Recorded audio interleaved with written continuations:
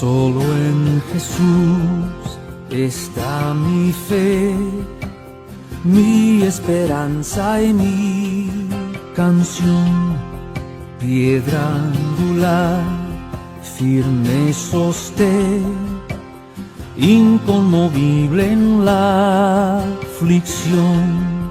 Cuán grande amor, inmensa paz, en el temor o adversidad, consolador, amigo fiel, yo en su amor me sostendré. Solo en Jesús, Hijo de Dios, quien se humilló por nuestro bien, Cordero de mi salvación, por este mundo herido fue, en una cruz fue a morir, y Dios mostró su gracia ahí, pues mi pecado Él llevó, en su aflicción vida me dio.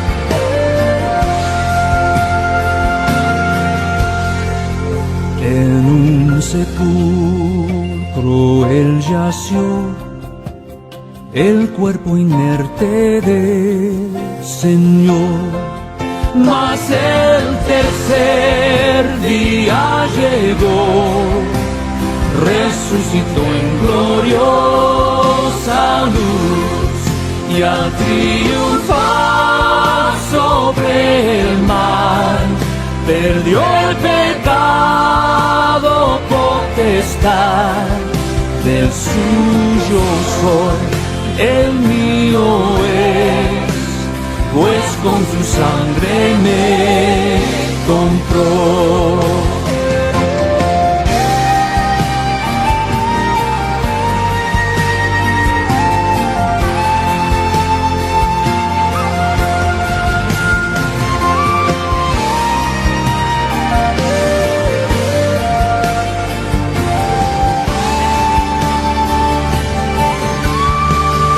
Desde al nacer hasta el morir, sea el poder de Cristo en mí. No temeré, seguro estoy, mi vida yo a Él le doy. Ningún poder, ningún afán de Él me arrebatarán, hasta que venga otra vez, en su poder me sostendré. Ningún poder, ningún afán de Él me arrebatará,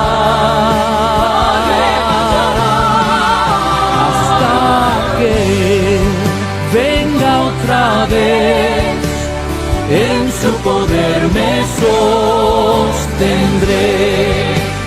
en su poder me sostendré.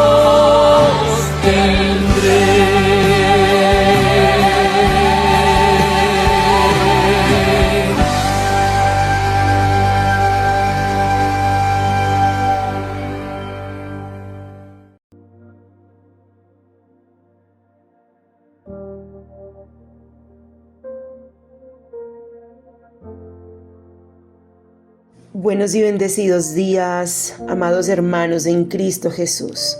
Dios les bendiga de manera especial. Les habla su servidora Sami de González en nuestro devocional directo al corazón de la comunidad cristiana Impacto, en nuestra serie La más grande historia de amor. Y en el día de hoy estaremos iniciando nuestro estudio bíblico del libro de Lucas. Después de haber pasado por los libros de Mateo y Marcos, iniciaremos con este tercer grupo de evangelios. Recordemos que los evangelios son la historia de Jesús. Gracias, Señor, por tu gran amor y fidelidad. Permítenos, Señor, aprender de ti a través de tu palabra un poquito más en el día de hoy. Usa mi vida, Señor, como instrumento de amor, siendo un megáfono de tu palabra y de tu reino.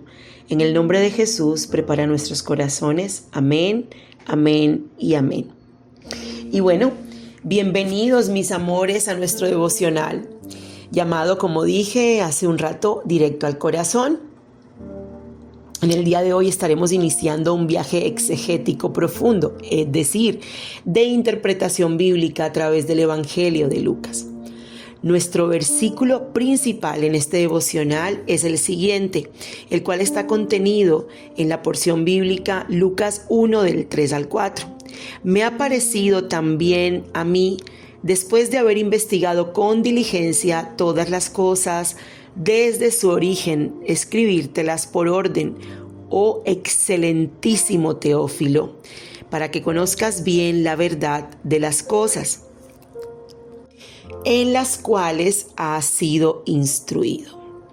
Los versículos complementarios en el día de hoy están en Lucas 19:10, Ezequiel 1:10 y Colosenses 4:14. Porque el Hijo del Hombre vino a buscar y a salvar lo que se había perdido. Lucas 19:10. Y el aspecto de sus caras era cara de hombre y cara de león al lado derecho de los cuatro y cara de buey a la izquierda en los cuatro. Asimismo, había en los cuatro cara de águila. Ezequiel 1:10. Os saluda Lucas, el médico amado, y demás. Colosenses 4:14. En el día de hoy estaremos haciendo una introducción al libro de Lucas y estaremos explicando varios puntos cruciales y fundamentales para entender y aprender de manera mucho más clara este libro. Y el primer punto, mis amores, es el contexto histórico. Para comprender la riqueza de un texto bíblico, debemos conocer su origen. El autor de este evangelio es Lucas, un médico gentil, un hombre culto y compañero de viajes del apóstol Pablo. Su evangelio está dirigido originalmente a Teófilo, cuyo nombre significa amigo de Dios, pero su audiencia histórica es intencionalmente el mundo gentil, específicamente la cultura griega. Comprender el trasfondo histórico del Evangelio de Lucas es fundamental para enriquecer la enseñanza, ya que nos permite ver cómo la soberanía de Dios preparó el escenario perfecto para la redención. Al profundizar, mis amores, en estos detalles, el devocional adquiere un peso académico que fundamenta la fe de la Iglesia sin perder su calidez espiritual. Vayamos a la fecha y lugar de la composición. Y aunque la Biblia no declara explícitamente la fecha en que Lucas escribió su evangelio, la evidencia bíblica e histórica apunta sólidamente a que fue redactado alrededor de los años 60 al 62 después de Cristo.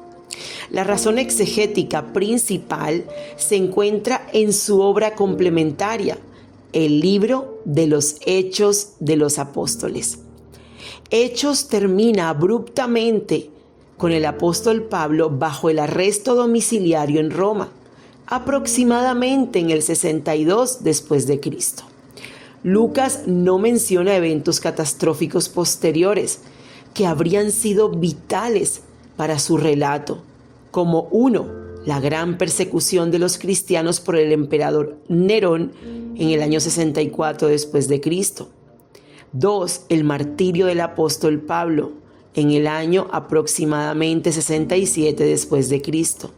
Y la destrucción del templo de Jerusalén y la ciudad por el general romano Tito en el año 70 después de Cristo.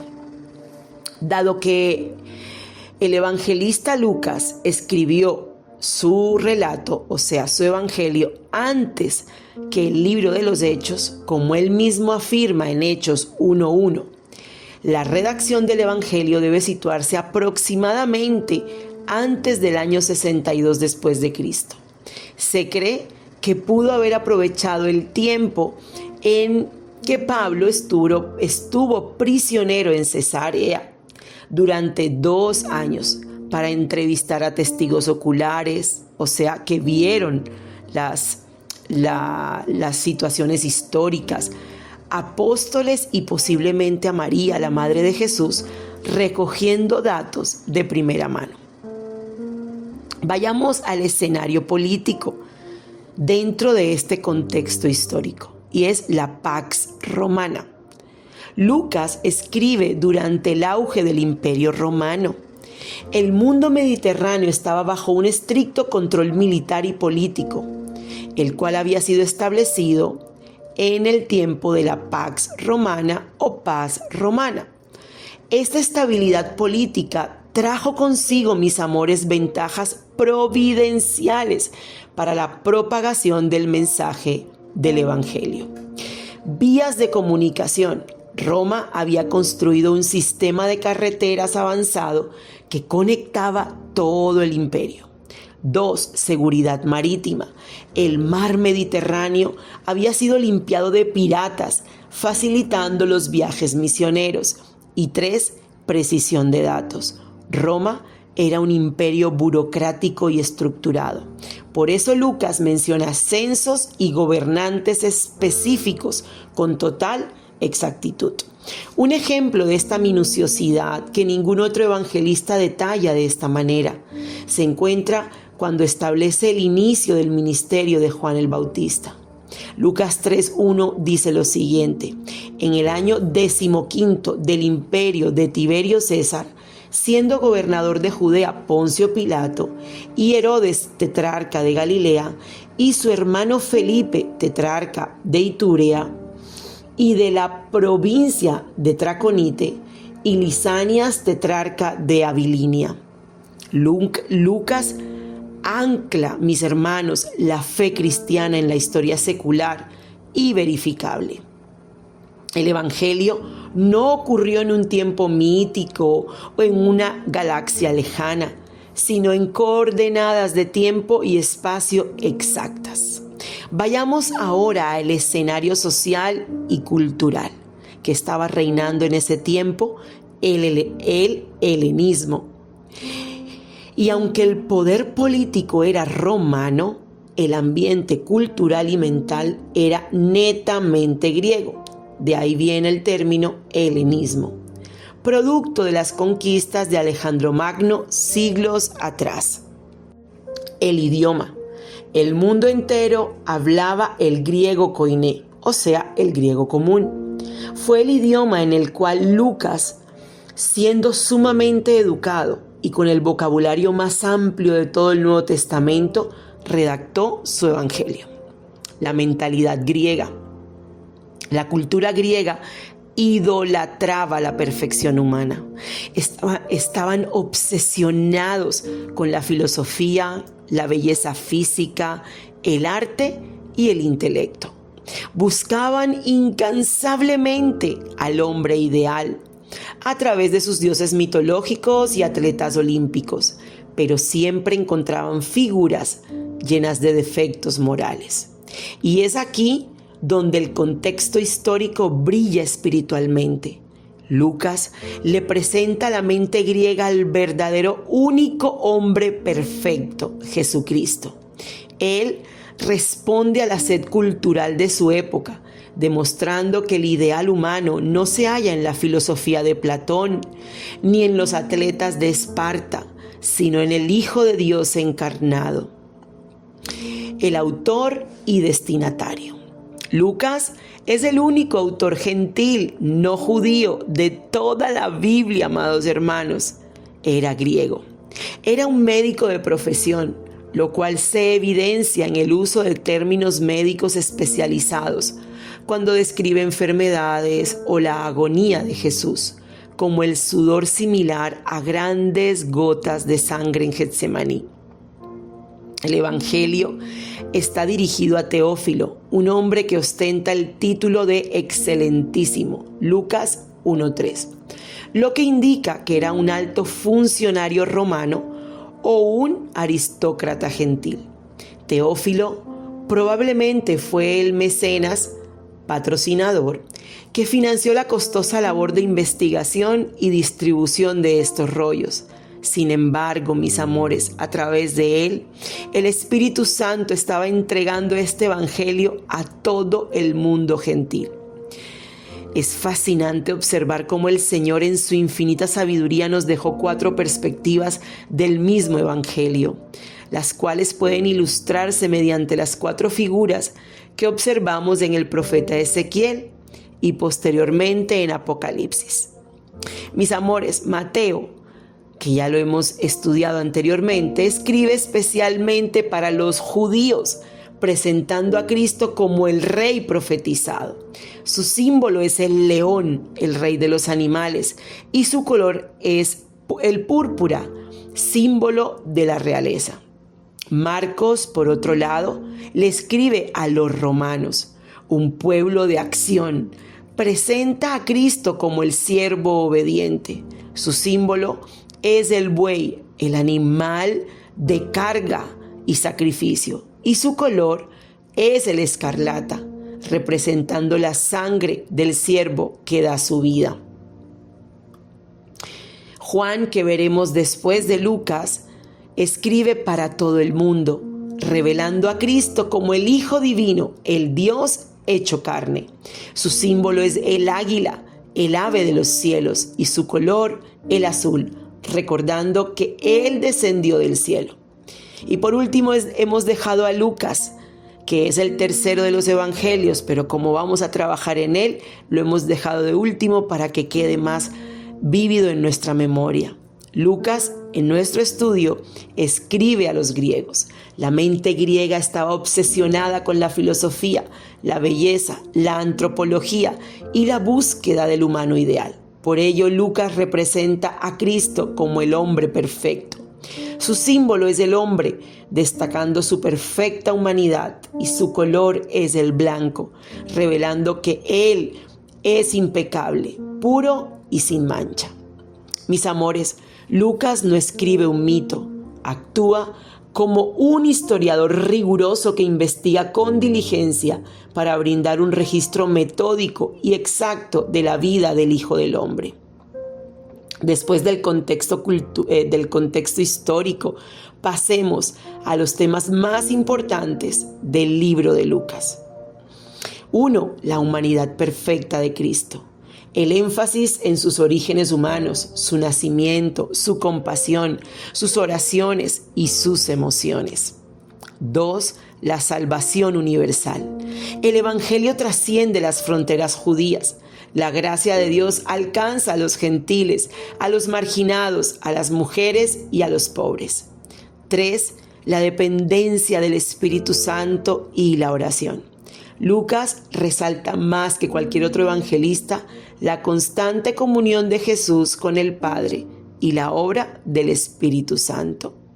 Por último, la certeza histórica. La fe cristiana no es una filosofía ciega, sino que está arraigada en hechos históricos verificables. Nuestro tercer punto en el estudio de hoy son las enseñanzas de este libro para nuestra vida diaria. Y hoy podemos ver a través del libro de Lucas su intencionalidad. Y esa intencionalidad de este autor nos desafía hoy a no tener una fe superficial. Él investigó con diligencia. En nuestra era actual, donde sobran las opiniones, los creyentes estamos llamados a estudiar las Escrituras de manera ordenada y profunda. Además, al contemplar al Jesús presentado por Lucas, el hombre perfecto que siente, llora, ora y se compadece, aprendemos que nuestro Salvador comprende íntimamente nuestras debilidades humanas, enseñándonos a vivir en santidad y en absoluta dependencia de Dios en nuestro diario caminar. ¡Wow! Pasemos al cuarto punto de nuestro estudio de hoy, es la relación con Jesucristo. Amados hermanos, en el relato de Lucas, Jesucristo es el Hijo del Hombre. A lo largo de todos los estudios que habíamos hecho del Antiguo Testamento, siempre buscábamos cómo ese estudio o ese devocional se relacionaba con Cristo.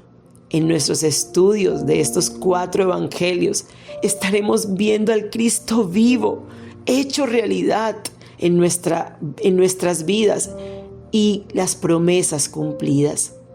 Él es el cumplimiento de aquel color blanco que simboliza pureza, el segundo Adán que no falló. Donde la raza humana entera cayó en pecado y miseria, Jesús caminó en perfecta obediencia.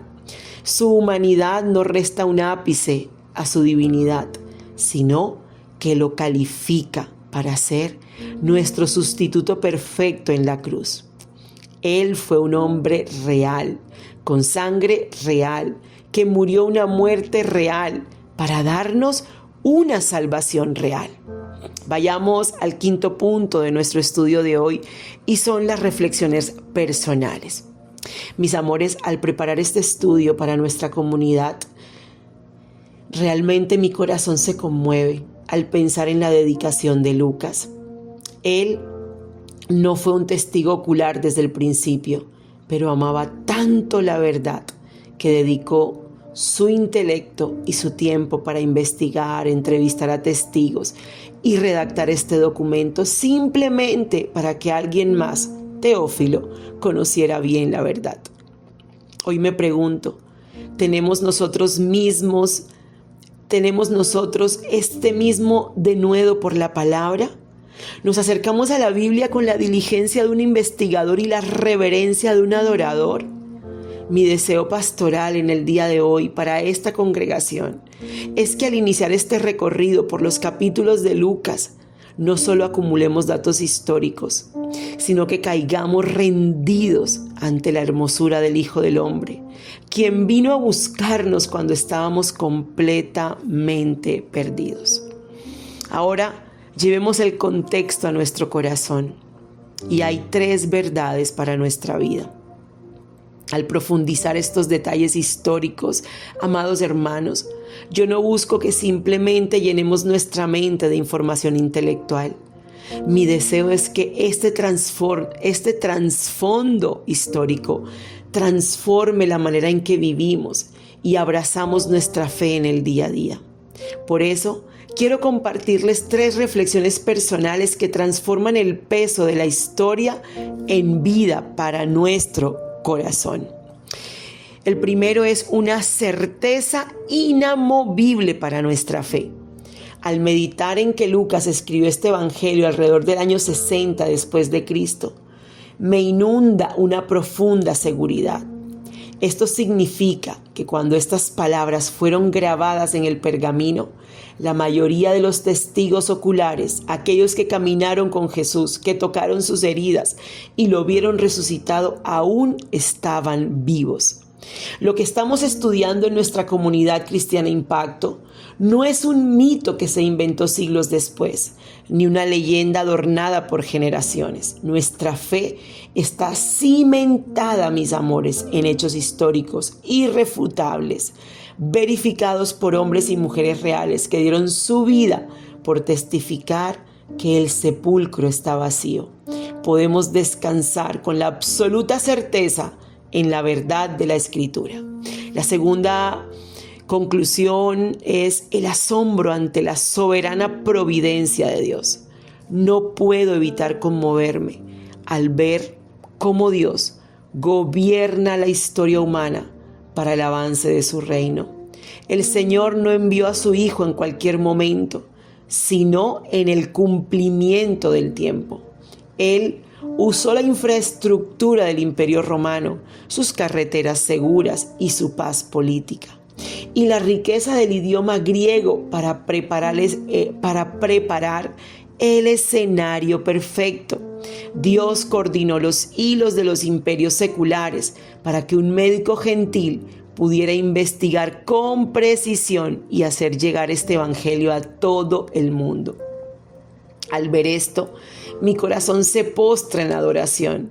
Si Dios cuidó con tal minuciosidad el escenario histórico para la llegada de su palabra, mis amores, ¿cómo no va a cuidar los detalles y los caminos de nuestra vida presente?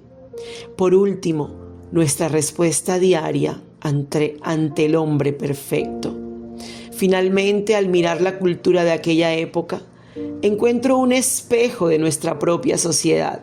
El mundo griego vivía obsesionado con la belleza, el intelecto y la búsqueda afanosa del humano ideal. Sin embargo, sus filósofos y sus héroes mitológicos siempre terminaban fallándoles. Hoy, nuestro entorno hace exactamente lo mismo. Las personas vivimos buscando desesperadamente modelos a seguir, héroes humanos, influencers o líderes ideales en quienes depositar su admiración, solo para terminar decepcionados por la fragilidad humana. Amada Iglesia, el mensaje de Lucas es un bálsamo para nuestra vida de hoy. El anhelo de perfección que el mundo busca solo se satisface en la persona de nuestro amado Redentor, Jesucristo. Él es el verdadero hombre perfecto, el único modelo puro, impecable y santo que jamás nos va a defraudar. Corramos hacia Él, imitemos su carácter y descansemos en su gracia. Oremos. Padre Santo, te damos gracias por el milagro de tu palabra preservada. Gracias por levantar hombres como Lucas para registrar con exactitud histórica y profundidad espiritual la vida de nuestro Salvador. Te pedimos que a lo largo de este estudio ilumines nuestro entendimiento. Permítenos ver a Cristo en su perfecta humanidad y en su inquebrantable pureza. Que nuestro amor por la verdad crezca y que nuestra fe sea fortalecida con certeza, sabiendo que en el Hijo del Hombre tenemos a nuestro perfecto Redentor. En el nombre de Jesús, amén, amén y amén. Dios les bendiga, amados hermanos, que tengan un día precioso de la mano del Señor.